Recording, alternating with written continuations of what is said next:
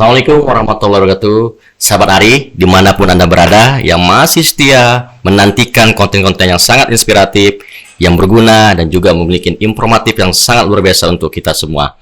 Sahabat Ari yang ada di seluruh Indonesia dan juga di Aceh pada khususnya, kali ini saya akan menghadirkan satu sosok dokter ya, yang nanti kita akan bedah, kita akan ulas secara mendalam tentang hal-hal apa yang memang membahayakan dalam diabetes yang juga bahkan berhubungan dengan ginjal tentunya. Nah, siapa dia? Saya takut salah nama, sahabat Ari. Saya langsung menyebutkan nama lengkap, Dr. Cutmela Yunitasari SPPD. Oh, banyak kali detail nih, sahabat Ari. Nanti beliau aja yang jelaskan, sahabat Ari. Baik, langsung saja tanpa hal-hal dan helnya, langsung saya sapa. Selamat datang di studio Jalan Ari, Kak Mela. Ya, selamat sore, Hari. Ya, siap. Kak Mela, itu titelnya apa lagi tuh, Kak? Banyak kali. Iya, jadi nama lengkap sebenarnya Dr. Cutmela Yunitasari, spesialis penyakit dalam SPPD. Terus? KGH, konsultan ginjal dan hipertensi. Oh, jadi itu ujungnya pakai saya bingung juga, takut salah nama. Apa keseharian Kakak? Kesibukan ada mengajar juga atau memang fokus di rumah sakit, Kak? Jadi saya kebetulan pegawai Pemda Provinsi Aceh. Oh, saya pikir dosen. Keseharian saya yaitu di Rumah Sakit Zainal Abidin, dari hari kerja Senin sampai Jumat. Setelah itu juga saya ada berpraktek di rumah sakit swasta. Untuk saat ini di Rumah Sakit Harapan Bunda. Nah, saya kalau mau diskusi nih, Kak, tentunya ini kan sangat banyak yang akan bertanya-tanya tentang diabetes ya, yang nantinya berhubungan ginjal. Sebenarnya apa yang memicu dan apakah memang ada semacam hal-hal yang memicunya menjadi satu problem besar dalam urusan itu, Kak? Ya, berdasarkan riset dan hasil kumpulan data, ini 10 tahunan dari 2017 ini ada yang sudah dikeluarkan oleh Perkumpulan Ginjal, yaitu dari IRR Perneve 2017, itu dikatakan bahwa dari sekian banyak penyakit, urutan yang pertama menempati penyebab kerusakan gagal ginjal atau disebut dengan gagal ginjal kronik itu, yang pertama adalah hipertensi. Itu sebanyak 29%. Itu Indonesia, Kak? Untuk Indonesia. Untuk Aceh? Itu hampir sama. Rata-rata mendekati 36%-nya itu hipertensi, menempati yang urutan pertama 36%. Yang kemudian yang kedua adalah diabetes. Nah, saya mau lebih mengkonkretkan lagi. Apakah itu masuk dalam kategori masyarakat kelas menengah atau kelas bawah, Kak, atau kelas atas? Hampir keseluruhan. Jadi hampir semua masuk rata ya. Ini kan di input penyebab atau kausa. Nah, makanya saya pikir nanti kalau yang biasanya kalau yang orang kaya kan banyak makan yang enak-enak bisa diabetes itu makanya. Atau yang orang bawah kan nggak mungkin kena. Rupanya menyeluruh ya. Jadi yang perlu saya sampaikan bahwa diabetes ini bukan penyakit menular. Jadi dia penyakit metabolik yang biasa dia mempengaruhi seluruh organ. Beda dengan penyakit menular, biasanya itu contohnya adalah tuberkulosa atau demam berdarah atau segala sesuatu yang disebabkan oleh virus atau parasit. Kalau diabetes ini tidak mungkin sembuh tapi terkontrol, sama halnya dengan hipertensi. Nah, kalau tentang satu keilmuan tentang nefropati diabetik tuh, itu masuk dalam pembahasan tentang diabetes itu sendiri. Iya. Jadi memang ini kasus ini memang jarang dibicarakan, maka saya sangat tertarik untuk membahas ini karena yang sudah saya sampaikan seperti yang di kebanyakan sebelum-sebelumnya untuk event itu adalah hipertensi. Sementara untuk diabetes sendiri dapat menyebabkan penyakit ginjal ini jarang untuk disampaikan secara awam. Jadi saya ingin mengangkat berhubung karena populasi kita di Indonesia adalah urutan kedua diabetes terbanyak. Kak, ini ada satu fakta. Saya dengar cerita dari anak saya yang perempuan kan, Kak. Ini terjadi di salah satu SD, Kak, bahwa dan sudah diperiksa oleh orang tuanya, Kak. Saya nggak mungkin masuk rasional saya, tapi ya saya ingin tanya langsung kepada ahlinya kan. Kok anak kecil bisa kena hipertensi, Kak? Iya. Jadi hipertensi adalah secara definisi itu kan tekanan darah yang di luar dari nilai normal. Di mana tekanan darah sistolik yang di atas itu lebih dari 120, yang di bawah lebih dari 90. Harusnya kita berada dalam range tersebut, kecuali pada keadaan kita exercise atau dalam kondisi darurat kita perlu sedikit ada lonjakan tekanan darah, misalnya kita olahraga berat, itu wajar dalam hitungan tidak terlalu tinggi.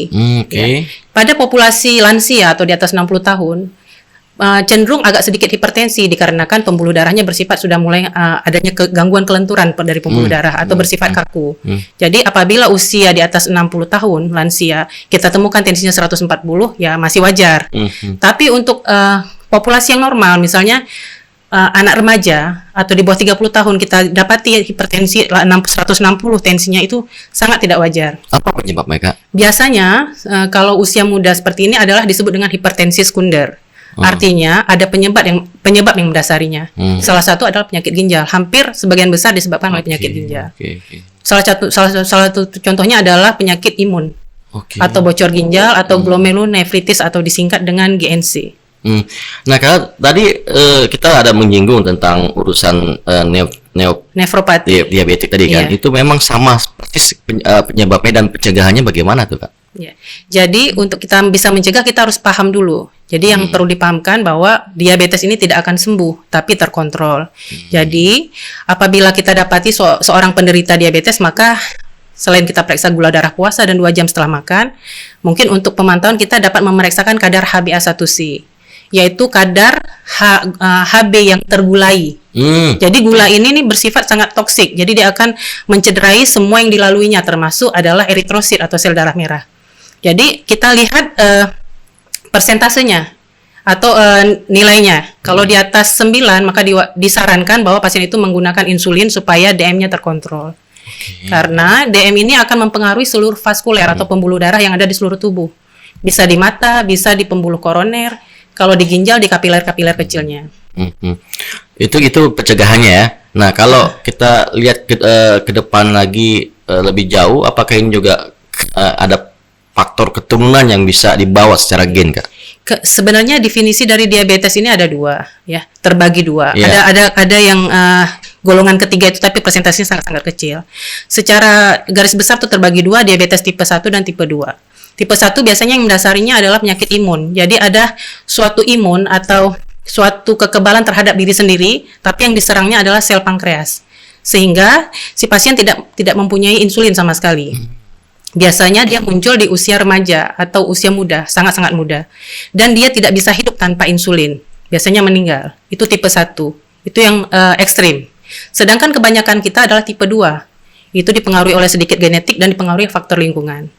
Bisa nggak diputusin, Kak? Ini kan mungkin sahabat Ari juga perlu mendapatkan satu solusi yang memang mengalami tentang diabetes ya, orang saya keturunan atau keluarganya. Itu bisa diputusin atau memang tetap ada, Kak? Sebenarnya kalau memutuskan sebagai seorang dokter nih hal ini. Kita mencegah sebenarnya. Kalau kita memiliki orang tua kita yang punya diabetes, maka kita sebaiknya menghindari supaya kita tidak jatuh ke dalam diabetes. Caranya kita menjaga faktor lingkungan tadi itu, pola makan, exercise ya. Jadi kalau kita mempunyai faktor risiko dari orang tua, maka ada baiknya kan general check up dulu. Kita pastikan bahwa kita tidak ada gangguan intoleransi glukosa. Artinya memang belum jatuh pada diabetes, tapi kalau dikasih glukosa dalam jumlah besar dia akan mulai agak naik ya. Jadi dengan memperbaiki lifestyle. Dokter Mela, saya ingin menegaskan aja, itu bisa diputusin atau tidak? Pengertian diputuskan, mencegah, tapi bukan karena dia bukan penyakit menular, berarti bukan. Maksud saya gini, ketika orang tua sudah ada, terus ya anaknya nggak terkena lah dari orang tua bawaannya itu maksud saya, Dokter Mela. Yang namanya faktor resiko kita nggak bisa menjamin bahwasanya dia nggak bakal jadi atau bakal jadi, tergantung dari preventifnya, bisa mencegah atau enggak. Tapi dia bakat udah ada nih berapa persen, tapi biasanya itu semua orang udah punya bakat. Tergantung faktor risikonya dari orang tua ada atau enggak, genetik. Kemudian maksudkan dari pola lingkungan, diet yang tinggi karbo. Nah, itu dia. Ini saya ini ada titipan pertanyaan dari sahabat Ari nih ya. Di mana banyak yang mengatakan katanya ya, saya ingin tanya juga, mungkin sahabat Ari akan terpuaskan lah dengan informasi dari Dr. Mela yang ahli di bidang diabetes. Tadi singgungan Kakak tentang diet kan gitu kan. Ya banyak yang mengatakan ketika kalau orang diet keto itu akan dihajar ginjalnya. Itu benar bagaimana itu? Saya sudah dapat 2 kasus nih selama saya bertugas di Zainal Abidin. Yang pertama guru olahraga. Jangan takut-takut nih. Biar jelasin dulu. Ya, guru olahraga laki-laki masih muda. Satu lagi guru fitness wanita juga masih muda. Dua-duanya yang tadi menjalankan diet keto tapi tidak paham apa yang mesti dia cegah gitu maksudnya. Jadi dia kurang minum, makan vitamin dosis tinggi dan juga protein dosis tinggi. Jadi dia kurang air. Ya. Dan dia tidak mengecek apakah dia mempunyai kelainan dari laboratoriumnya, apakah ada faktor risiko untuk DM ataukah penyakit imun. Baiknya sebelum keto dilakukan general check up minimal. Oke. Kemudian untuk mencegah terjadinya kerusakan ya air harus cukup karena kita kan punya kebutuhan cairan kurang lebih 2 liter sehari. Itu tergantung cuaca panas atau tidak dan aktivitas kita, bisa lebih dari itu. Berkisar antara 2 sampai 3 liter. Ya. Saya ingin nyinggung agak sedikit mengulas peran dari pemerintah dalam penanganan. Kalau Kakak Dr. Mela menyampaikan bahwasanya ada banyak kasus di Aceh tentang diabetes. Di Aceh sendiri apakah memang sudah sangat baik pelayanan terkait dengan hal itu? Kita punya poliendokrin, polidiabetes dan untuk itu di Medan. Oke. Kalau di puskesmas itu saya kurang tahu karena belum ini. Tapi untuk pengobatan diabetes sampai ke puskesmas pun udah disediakan obat-obat oral anti diabetes bahkan sampai insulin. Mungkin kalau kasus-kasus awal yang perlu rujukan untuk spesialis mungkin ada baiknya memang spesialis dulu yang menangani. Kemudian nanti setelah stabil dan apa yang sudah jelas tindak lanjutnya tinggal diteruskan ke pusat yang lebih rendah lagi seperti Vaskes yang lebih rendahnya. Nah, ini kan banyak juga kita ketahui kan bahwa orang diabetes kan tadi ketika kita diskusi pola makan yang cenderung tidak beraturan termasuk orang keto juga tadi kan. Nah, tentunya kan baiknya bagaimana sih yang ideal dan baik sehingga itu menjaga pola makan yang nanti berdampak dan juga melakukan pencegahan terhadap bawaan gen diabetes itu, Dr. Mela. Sebenarnya kalau kita normal secara laboratoriumnya udah kita cek ini, kita nggak punya DM, kita jalankan diet itu sih nggak berpengaruh yang berat asalkan kita cukup cairan. Karena metabolisme itu ekskresinya lewat ginjal. Segala produk sampah itu dibuang lewat ginjal. Kalau ginjalnya bermasalah, misalnya dia punya DM, diperberat dengan konsumsi loading dari protein yang sangat tinggi kan itu memperberat kerja ginjal. Disitulah sering terjadi cedera pada ginjal. Makanya orang yang tidak pernah tahu kondisi kesehatan secara umumnya dia menjalankan diet yang tadi yang menjanjikan untuk body yang bagus tapi dia tidak pernah mengkonsultasikan masalah kesehatannya dahulu, bisa terjadi cedera pada ginjal, bahkan ujung-ujungnya dia harus menjalani cuci darah. Itu kalau cuci darah itu gimana tuh Kak? Itu kalau cuci darah ini artinya memang sudah harus rutin ya. Jadi cuci darah ini indikasinya tuh terjadinya gagal ginjal. Artinya si ginjal tidak menjalankan fungsi yang harusnya dijalankan. Gagal ginjal kalau misalnya akut terjadinya kurang dari 3 bulan dan anatomi ginjalnya belum mengalami perubahan, kemungkinan dia tidak cuci darah permanen. Tapi dia misalnya sudah kronik, HB sudah mulai turun pada waktu ditangani, udah jatuh ke gagal ginjal kronik, maka terapinya atau pengobatannya adalah terapi pengganti ginjal namanya. Jadi dia menjalani cuci darah yang berkelanjutan. Tapi ganti dengan ginjal baru ada seandainya dia menjumpai donor, ada yang mau menyumbangkan ginjalnya ke dia, maka dia dapat kembali lagi mendapatkan ginjal yang baru gitu. Oke. Tapi dia makan obat seterusnya untuk menekan reaksi penolakan. Jadi bukan sesimpel bahwa kita dapat ginjal baru sudah free sama sekali, tapi dia harus rutin mengkonsumsi obat untuk menjamin bahwa ginjal yang disumbangkan itu tidak dirusak oleh sistem imun tubuh. Jadi dia memang makan obat terus gitu. Nah ini untuk sahabat kan banyak juga yang anak muda nih Kak, dari kalangan milenial kan. Nah apa saran-saran kepada sahabat Ari dari kalangan milenial agar pola makan baik, pola hidupnya baik, ya kan, dan juga tidak salah memanfaatkan hidupnya sehingga betul-betul sehat lah. Nah apa yang bisa Kakak berikan sampaikan kepada sahabat Ari yang memang penting disampaikan? Jadi tetap kita menjaga pola hidup sehat ya. Yang pertama kita harus penuhi kebutuhan cairan. Karena kalau saya lihat-lihat nih zaman sekarang kan era digital, era milenial dan juga hobi main game. Jadi kurang exercise. Jadi kadang pun untuk kebutuhan minum dia nggak kurang minat untuk minum. Ya, jadi kebutuhan airnya kurang. Jadi kebutuhan air itu rata-rata itu 2 sampai 3 liter tergantung aktivitas kita dan cuaca. Ya, jadi kita harus cukupkan minumnya. Tanda kita kurang minum biasa kalau kita lihat pagi hari, kalau kita ke kamar mandi kita lihat warna dari urin. Kalau warna urinnya itu kuning pekat, berarti kita kurang cairan sebelumnya. Maka kita harus koreksi ke depannya, harus cukup cairan.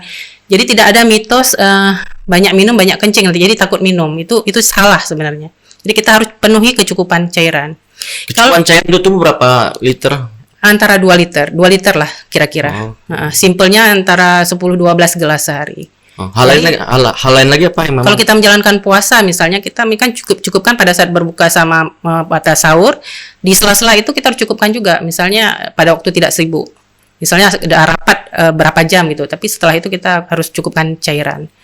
Karena kalau kita kurang cairan, misalnya suntik aja, ada yang mau kepingin kinclong kah kulitnya, suntik vitamin dosis tinggi, vitamin C, itu bisa cedera ginjalnya karena kurang cairan. Ataupun dia mengkonsumsi herbal, jamu-jamuan atau apapun itu, kalau dia kurang cairan maka apapun obatnya itu bisa berdampak kepada ginjal. Oke, tadi sama anak muda yang habitnya sudah ke game, lupa minum cairan, itu disarankan. Hal lain lagi Kak yang memang penting? Makanan kita menjaga makanan yang sehat ya tentunya. Tidak ada bahan-bahan yang dapat merusak ginjal. Minuman juga ya. Kemudian menghindari obat-obat nefrotoksik. Ini biasanya untuk kaum tua yang mulai sakit-sakit lutut nih. Mengkonsumsi obat-obat penghilang nyeri atau sakit gigi, nak mau ke dokter gigi tapi konsumsi obat penghilang nyeri terus-menerus. Obat penghilang nyeri ini sangat besar dampaknya kepada ginjal.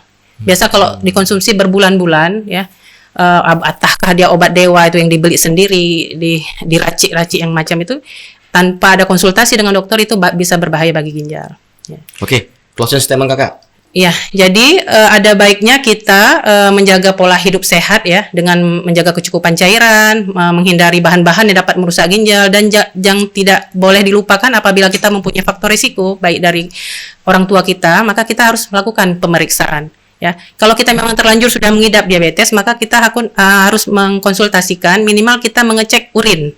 Ya, karena orang DM yang sudah berdampak ke ginjal akan kita temui adanya kebocoran protein. Maka mulai bengkak-bengkak kakinya. Apabila ini dibiarkan, ginjalnya akan mengecil nanti. Apabila ginjal mengecil, maka itu sudah merupakan indikasi kuat untuk menjalani cuci darah. Luar biasa sahabat Ari, tidak terasa bincang-bincang singkat kita sudah usai. Yang tentunya sahabat Ari sudah bisa melihat isinya daging semua ya. Nggak main-main, banyak ilmu yang kita dapatkan, banyak hal. Dan sahabat Ari bisa mencerna, bisa nanti akan bisa diulang-ulang hal-hal apa saja yang memang penting untuk dilakukan dalam menjaga hidup sehat agar tidak terkena diabetes, dan bukan tidak terkena tapi menjaga ya, karena mencegah ya menjaga. Nah, sampai ketemu lagi dengan saya dengan konten yang lainnya yang sangat inspiratif, tentunya akan memberikan warna kepada kita semua dalam